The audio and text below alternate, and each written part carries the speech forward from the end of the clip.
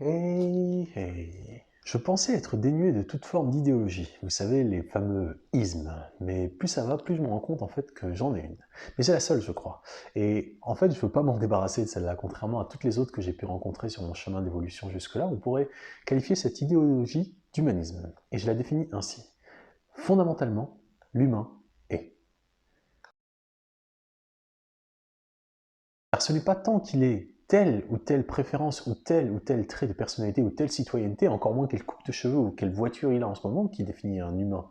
Non, c'est une définition qui est tellement superficielle, vu qu'elle est basée sur des caractéristiques qui ne font que passer, qui est éventuellement au mieux inintéressante ou au pire délétère pour les sociétés humaines. Et en fait, tout ce qui ne correspond pas à cette idéologie humaniste ne m'intéresse pas. Vous pourriez trouver cela radical, je vous l'accorde, et vous auriez certainement raison. La radicalité étant le retour aux racines, ça vient du latin radicalis ou radix, qui signifie racine, origine première. Et quoi de plus logique, en effet, si on veut connaître la vérité d'une chose, que de la connaître depuis ses racines? Eh bien pour moi, ce qui caractérise l'être humain, à mon sens, est qu'il soit, tout simplement. Et non qu'il ait quoi que ce soit, et certainement pas des opinions. Bien que je m'autorise à en avoir une. Et c'est ce qu'on appelle une idéologie.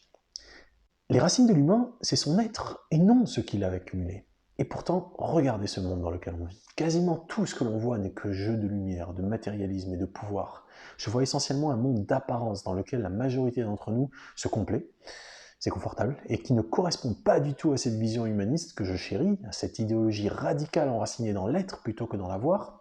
Et plus le temps passe, plus le matérialisme rend les sociétés humaines folles, car cette idéologie éloigne l'humain de son être. Et c'est normal que nos sociétés deviennent folles. Si on se définit d'abord par rapport à ce qu'on a accumulé, idées, possessions, relations, etc., où et quand commence-t-on à être? Peut-être lorsqu'on n'est plus.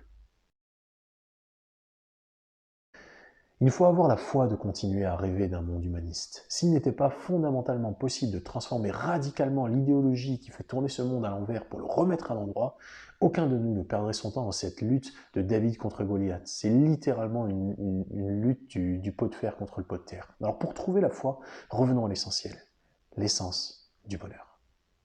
Pour cet atelier du dimanche 9 janvier 2022, j'accueillerai deux chroniques présentées par Mathilda Rossignol pour l'Eco-Voice, l'actualité vue par les animaux, et le docteur Geneviève Chéreau-Lasdunski du collectif Egus Killor pour nous présenter une étude sur le sujet du bien-être des enfants en temps de Covid. Et sur ce, mes chers amis, je vais taper boum.